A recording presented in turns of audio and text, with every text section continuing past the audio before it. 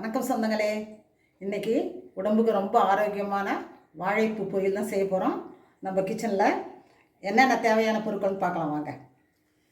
ஒரு medium size வாழைப்பூவை சுத்தம் பண்ணி இது வச்சுருக்கோம். கடுகு உளுத்தம் பருப்பு, உப்பு, மிளகாய்த்தூள், மஞ்சள் தூள், காஞ்ச மிளகாய், கடலைப்பருப்பு, வெங்காயம், பொட்டுக்கடலை பொடி பண்ணது, தேங்காய் துருவல், கருவேப்பிலை.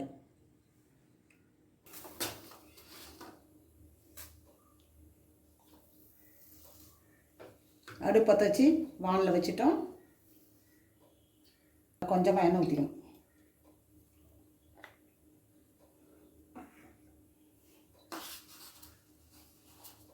எண்ணெய் காஞ்சதும் கடுகு பருப்பு,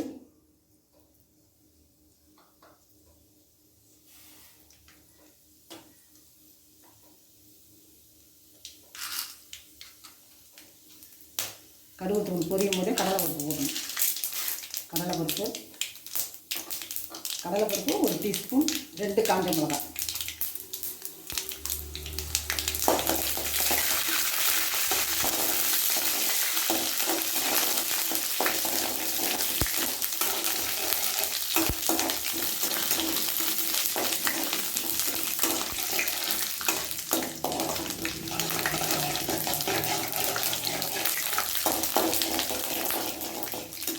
கடலை நல்லா பொரிச்சிட்டு வெங்காயம் வேணும்.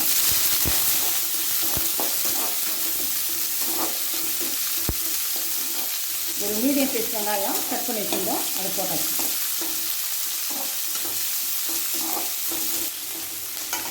வெங்காயம் வதங்கும் போதே கொஞ்சமாக கருவேப்பிலை போட்டுவிட்டோம்.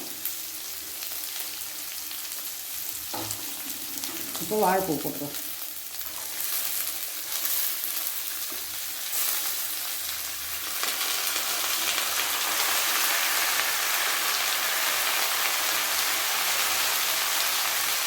கொஞ்சம் மஞ்சள் போட்டு இதை நல்லா வதக்கணும்.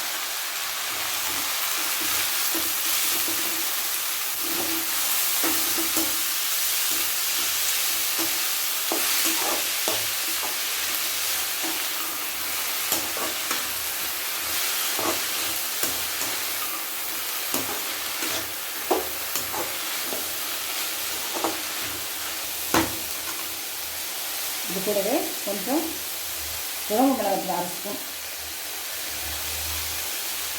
குழம்பு மிளகாய் 1/2 ஸ்பூன், உப்பு தேவைக்கேற்ப உப்பு 1 ஸ்பூன் சரியாக இருக்கும், 1 டீஸ்பூன் சரியாக இருக்கும் போட்டு ஒரு கிண்டிக்குவோம்.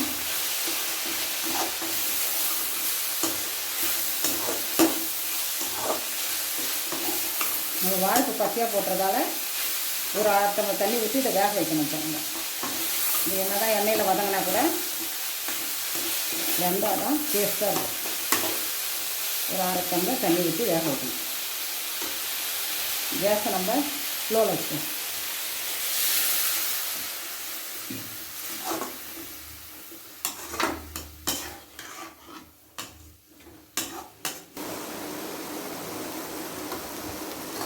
இப்போ நல்லா தண்ணி சுண்டிச்சு ஒரு 1/2 டேபிள் ஸ்பூன் பொட்டுக்கடலை பொடி அப்படியே குறப்பாக அரைச்சி வச்சுக்கணும். ஏன்னா அந்த தோற்பு தெரியாமல் இருக்கிறதுக்கோசம் நம்ம போடுறோம். கொஞ்சமாக தேங்காய் துருவல்,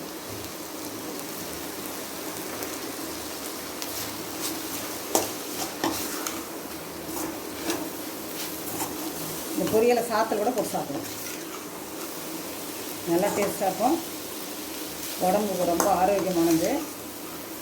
எல்லாம் செஞ்சு பாருங்கள்.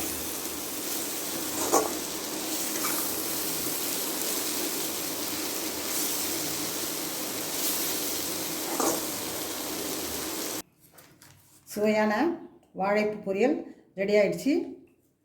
லைக் பண்ணுங்கள், ஷேர் பண்ணுங்கள், கமெண்ட் பண்ணுங்கள், மறக்காமல் சப்ஸ்கிரைப் பண்ணுங்கள். தேங்க்யூ.